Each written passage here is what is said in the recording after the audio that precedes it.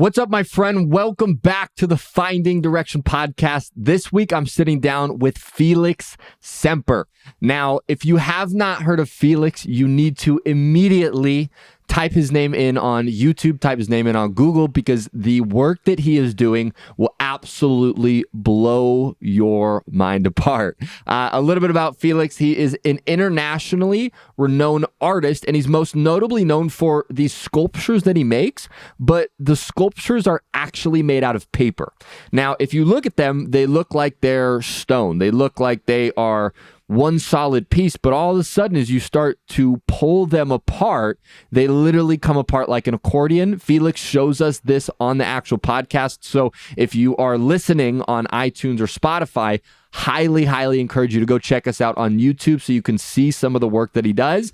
But you can also Google his name, YouTube his name, type it in on Instagram, TikTok, Felix Semper, but highly encourage you to check out his work. He's been featured all over the place. He's done things and been talked about in the New York Post. He's been talked about all over, all different types of places. And he's done work for a lot of people you probably know. He's done work for artists such as A$AP Rocky, DJ Khaled. He's done sculptures for companies such as Microsoft, I cannot speak today, Microsoft, also Adidas. And truly, I'm going to say this again and again and again, you got to go check his work out because it is unfreaking believable. All right, now on this episode, some of the things that we talk about is we talk about how you can make a living doing something that typically is known as being difficult to make a living doing, right? Felix is an artist, and there's sort of a stigma that as an artist, well, you struggle. But he's found a way to approach it and a philosophy that if you take this same philosophy, you can take any other profession that has a stigma of not paying well, and you can do very well financially. Now, the second thing that we talk about is we also talk about a secret sauce. This is something that Felix has used, and this is something that a lot of successful people have used that will allow you to skyrocket your career and get to that next level quicker. We also talk about why your dark moments are your most powerful moments and have purpose. And we talk about a lot more in this short but sweet episode. So without that, we're going to dive right in. If you haven't yet, leave us a review on iTunes. Let us know how you like the podcast. If you're on Spotify, leave us a rating. And other than that, my friends, we are going to get started. Here we go.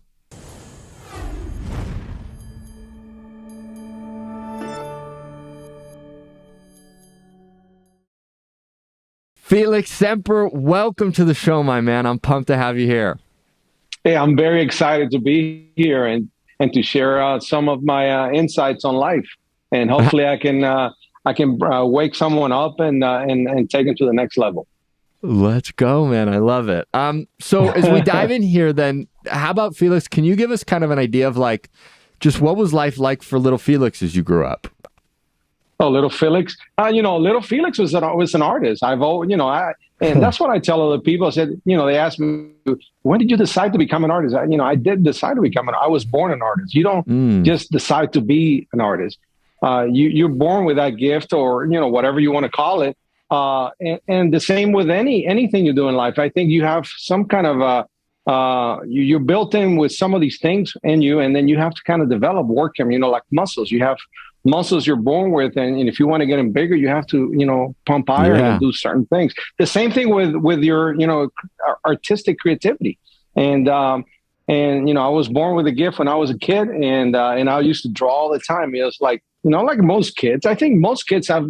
We all, I think, somehow have that creativity and that artistic built into us. Yeah. Do you remember your first piece of art that you were proud of? Yeah, man. I remember sitting with a cousin of mine. I was like 6 years old, and she used to do a lot of drawings and coloring pencils and things like that. And she showed me how to do it. I was like, wow, this is amazing. I really want to do this. Yeah, it was awesome. And so as a kid, then, right, you're kind of noticing this innate talent. Obviously, when you're in it, though, and you're 6, 10, 12 years old, you're probably not as aware of oh, I really like this, and and so the dream story is 6 years old, you started painting, and life just beautifully unfolded and you became this incredible artist and there were no bumps? Not quite. Not quite. Not quite. Life is not really like that, but which is a great thing. And I always tell people, be glad for all those bumps that are coming along the way. Those are just growth. I mean, they're time for you to be able to take that and be able to grow and expand from that. If you didn't have that, if you didn't have darkness, you wouldn't know what light is, So. Absolutely. And for you, what was your first sort of darkness or even, change of direction? Oh, no, I was an artist and, I grew up loving art and I excelled in art in school, in high school and things like that. And all of it, I used to work out a lot and, have, a good figure and all this stuff. And then, I met this girl and got married and then I had to go to work. So there goes my dream of being an artist, and, I had kids and, I had to do what grown-ups do. You go get a job and, and leave your dream in the back. And then I used to just kind of do my thing on the weekends and stuff like that. I used to live in Miami back then. And then I moved to North Carolina in 2000, and I started. I was a builder developer, and in 2008, when the housing crisis came, just everything. I lost everything. I had nothing. All my houses, my cars, everything. They took everything. I had nothing. And I went back to my first love, which was art. And I went back to my first love because. First of all, I didn't have a job. I didn't have money. I didn't have anything. I just wanted to, something to keep me sane, something to keep me going. So it was like me escaping to a virtual reality, which was my art. So I started drawing like crazy, and I started one day. Here in North Carolina, we had a huge snowstorm, and I went outside. I had never done a sculpture ever in my life. I had no idea what even sculpture was. I just went out there and started snowing, and I made this amazing, gorgeous sculpture. That my wife came out and said, "What? That's amazing! Well, you need to take some classes because you got a natural talent for it." I had no idea, and so I went to a local college and started taking weekend, doing clay stuff. He was, it wasn't even like a teacher. He was just there. It's a whole bunch of people and a nude model, and he said, "Yeah, okay, here's clay. If you got any questions, let me. I'll tell whatever. Just do what you want." So I did. But, I excelled very quickly in there, and everybody's like, wow, you got talent for this. This was, maybe like a year later. And then it's like, and then I said, okay, what am I going to do with my life? I knew that I wanted to do art. This is my second chance in life to do what I wanted to do.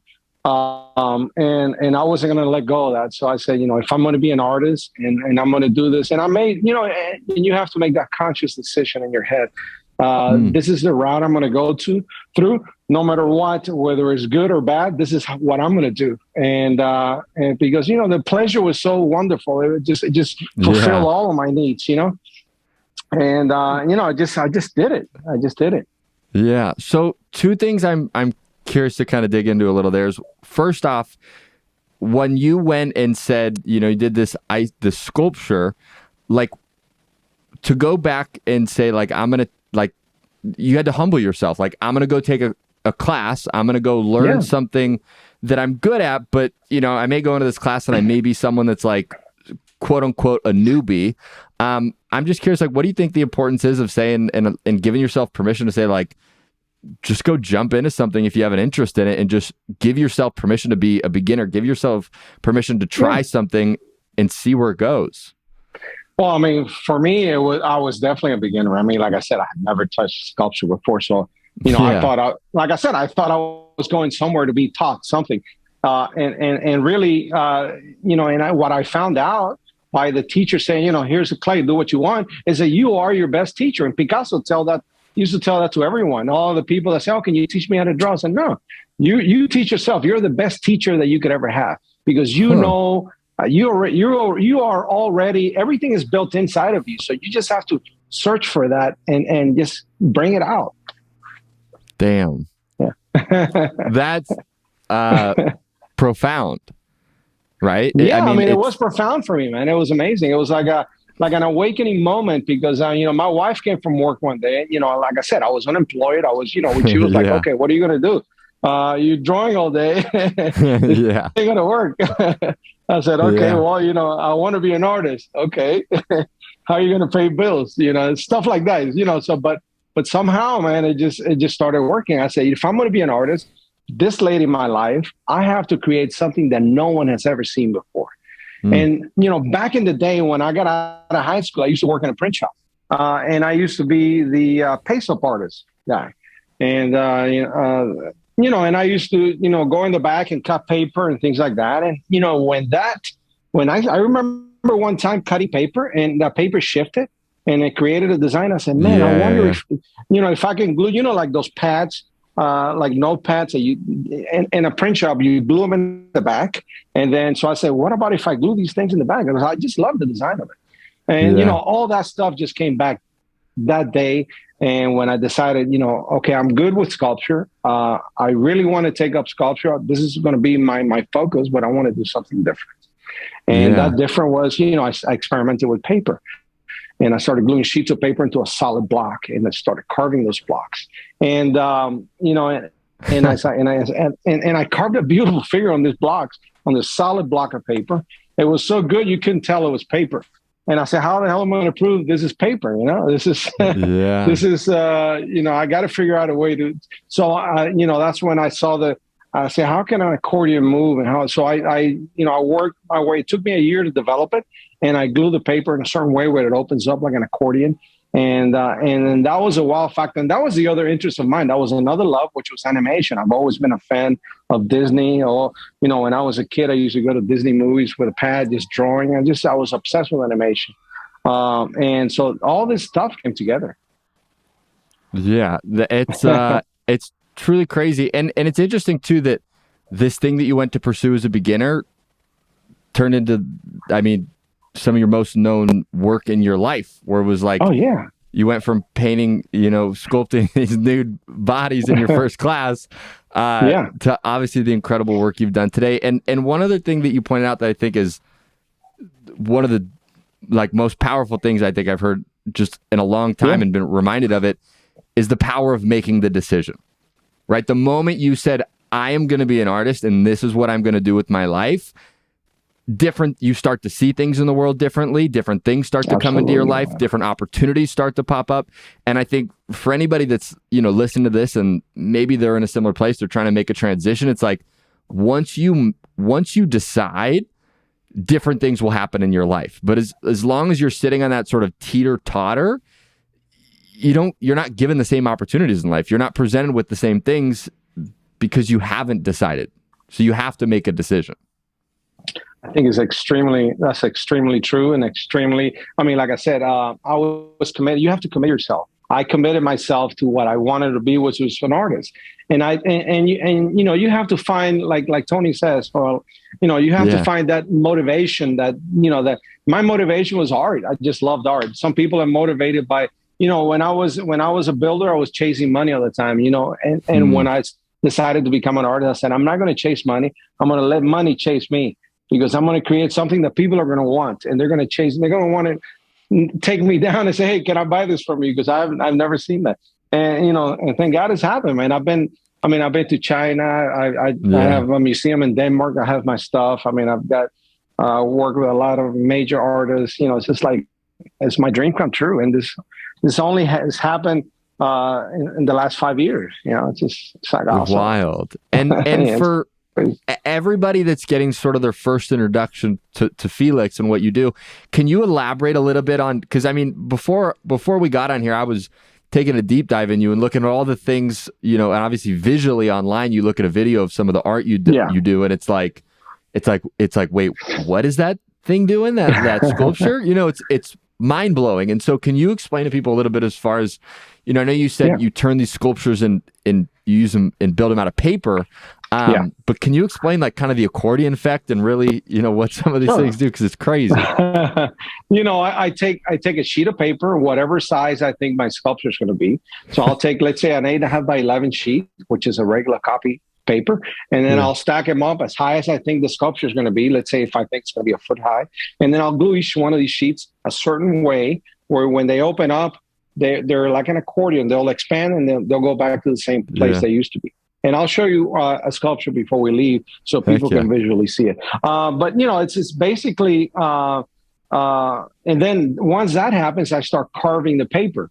And once I carve the paper, this is all done freehand. There's no measurements. There's no lasers. There's nothing. It's just me looking at a photograph with the special tools that I've kind of developed for this particular thing. And then I carve away, eventually sand and paint, and then sand again. And then, have a final product. It's unbelievable. And that's just the paper part, and like I said, I've developed flexible wood. I take sheets of wood, very thin, and I develop a special mechanism in the inside of the wood where I can move the wood and flex it, and the whole face gets distorted, and it goes back to the same place. Yeah. Crazy.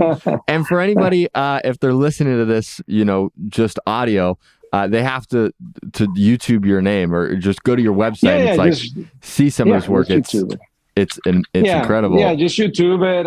And like I said, there's a lot of stuff out there, but it's just, I just love it, man. I love creating. And I think, going back to what you were talking about, I think once you commit to what you're going to do and what you want to do, and you said, I'm not going back, there's going to be, the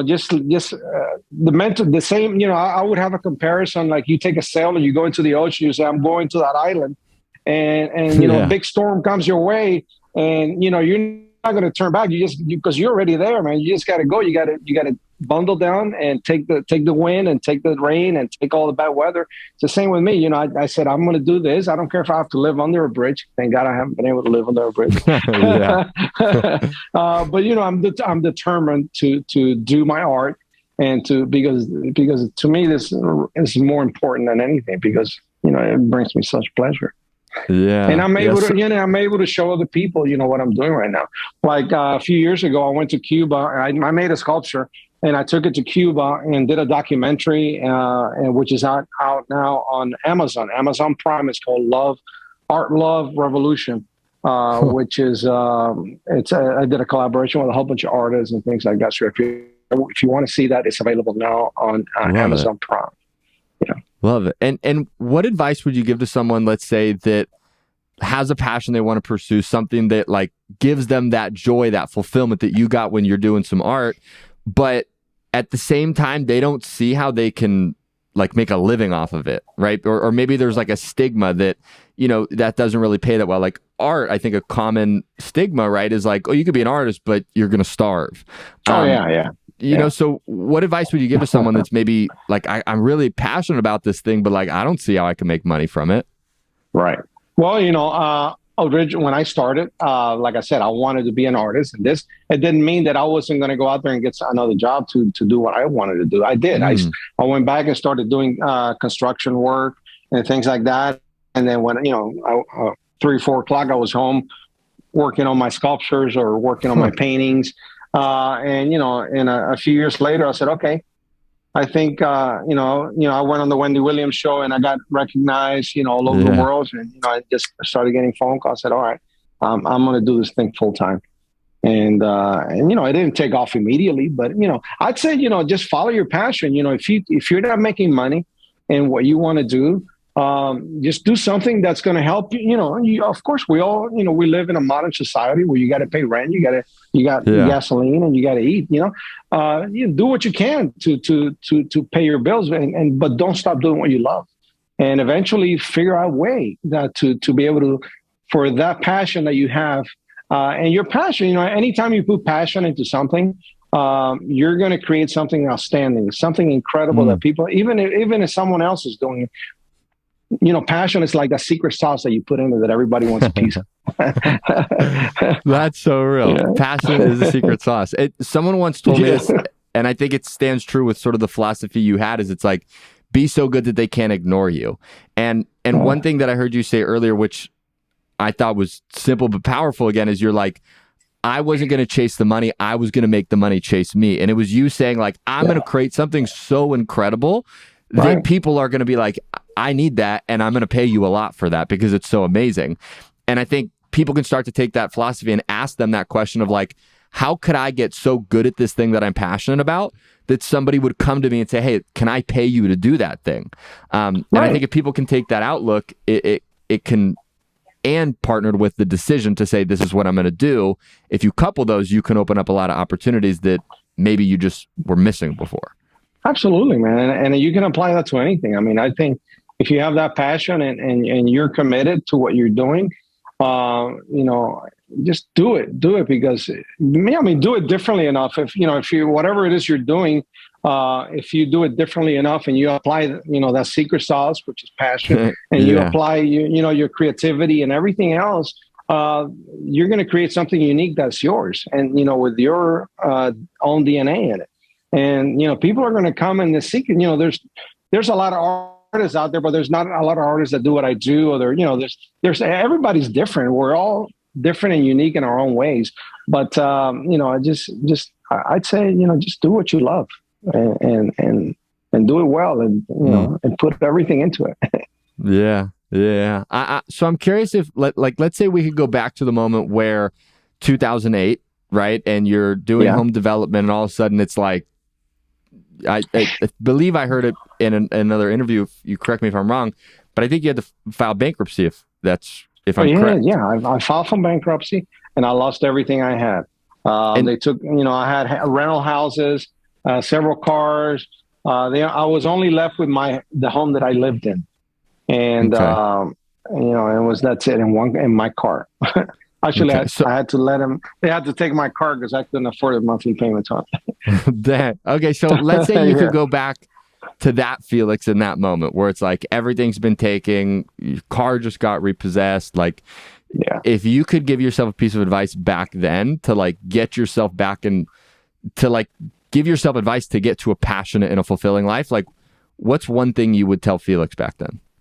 Man, the one thing that I've learned from all this is that you need all that. I needed all that to be able to get to where I'm at today. Because if that would not happen, I would have never seen that. This is what I wanted to do. I would have. So I think being in a bad spot that you think is bad, and it's not really bad. I mean, might look bad at the moment, but later on, it's going to be a blessing. You're going to look back and say, okay, I learned a lot from that. And I wouldn't have been here if I wouldn't have gone through that. So, I went through all that bad stuff and it looked really, really bad. And, it looked like my world was ending. It was, and I had no idea what I was going to do next. But I was able to stay in there, although I didn't foresee where this was going to go, but I just kind of let that guide me, let what you're doing guide you. And don't just overthink too much. What am I going to do 6 months from now or a year from now? No, just take one day at a time and just take today. And today is the day that you're going to work on your passion, on your dream. And then tomorrow will be another day, but just worry about today and just make it happen. Don't overdo it too much, because, it could get overwhelming, obviously. Yeah. I love it. And I think it was earlier when we were talking, I think before we started recording, you're like, I'm just doing stuff that is fun, and it's a good time and I enjoy it. And it's like, when you do that, you get better at it. It's the secret sauce you pour in and that attracts people and you can make a living out of it. It's, we all, there's that big thing about the law of attraction and this and that.